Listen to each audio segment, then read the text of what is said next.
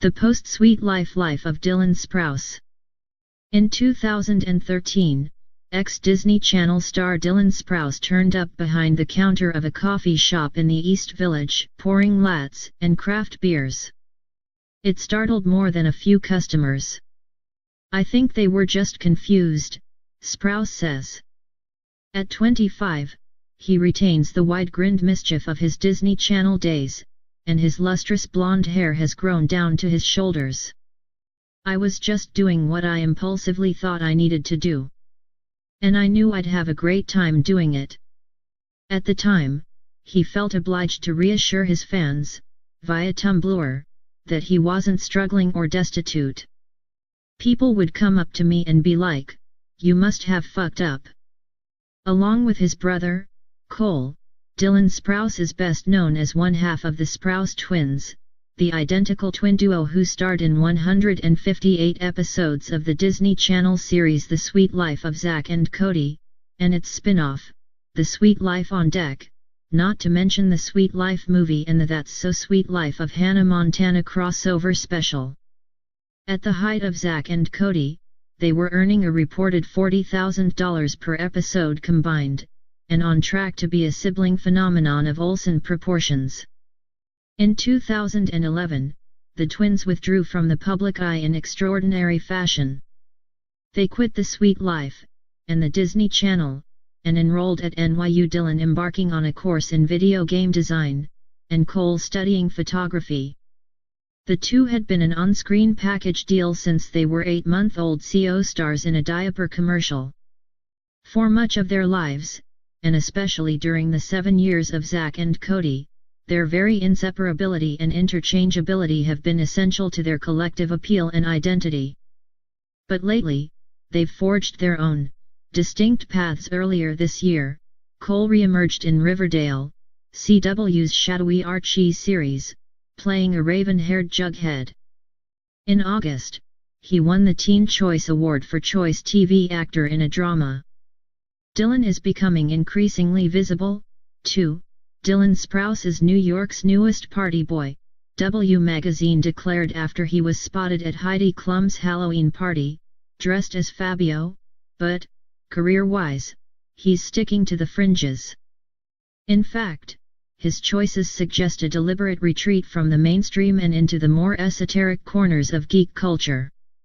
He's lent his voice to an upcoming RPG video game, plays Dungeons & Dragons in a YouTube/Twitch web series, and is developing an animated fantasy series project of his own, set in 9th century Scandinavia and populated by characters with names like Garm, Votan, and Kveldov.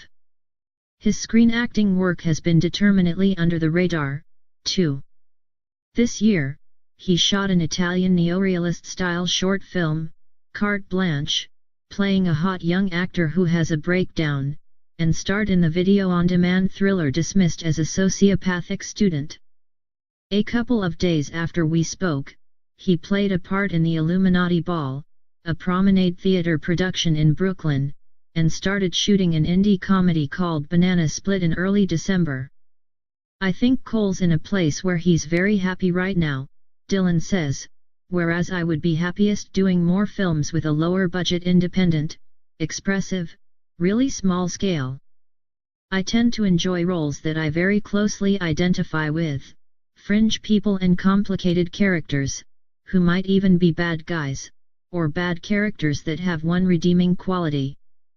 That's closer to my idea of what my acting trajectory should be."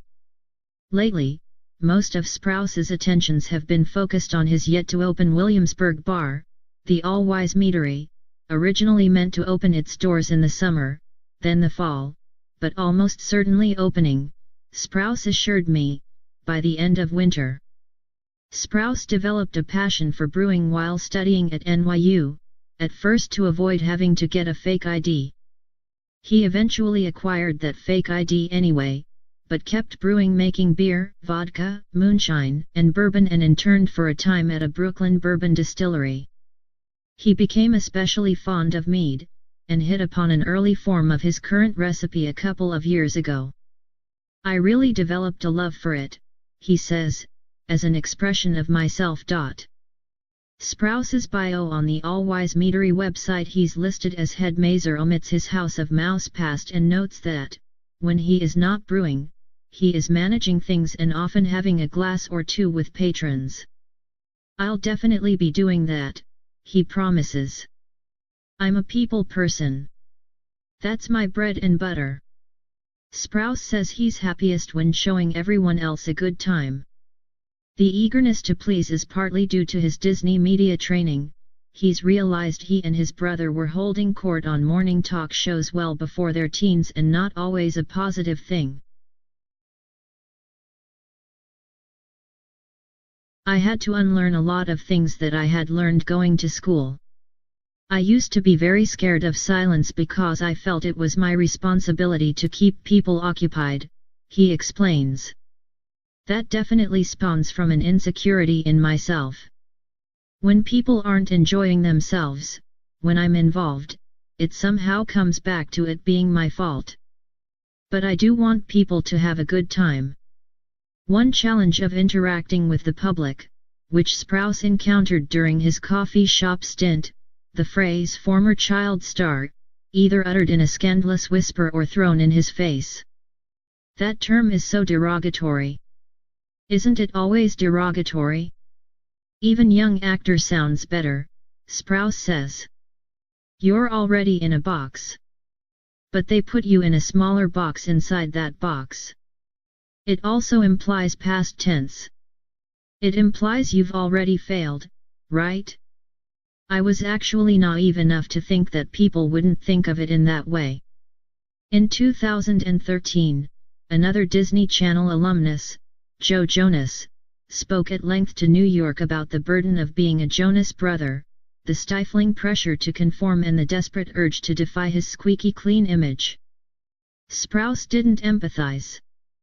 "I think it's bullshit that they were being robbed of choice or creativity," he wrote of the Jonas Brothers at the time, again on his Tumblr page. "If they wanted to sick, they could have told Disney no. Cole and I did this hundreds of times and we ended up all right. The only reason they didn't is because, like many of the people on that channel, I think they fell for the allure of fame." For their part, the Sprouses quit the sweet life after Disney refused to give them the level of creative control they desired. "I mean, we had a really awesome idea for where the show needed to go. We were 18, he says, meaningfully. If that isn't old enough to know exactly what the show needs, then, well, I would beg to disagree. He also recalls that they picked their roles for themselves in the first place, Dylan a natural fit for the impudent Zach, Cole opting for the upstanding Cody. "I don't think Disney were willing to work with us, really ever. So we stopped the show." But Sprouse has no regrets or ill feelings about any of it. If anything, apart from the former child star jibes, he's remarkably indifferent. "Meh," he says with a theatrical shrug, then laughs. "I'm not one of those people that looks back at that experience and says, 'Oh, I want to rebel.' I don't care that much. It's only stood to benefit me most of my life. I'm opening up my brewery because of it. Sprouse put most of his money into it," he says, "so I can't complain that much."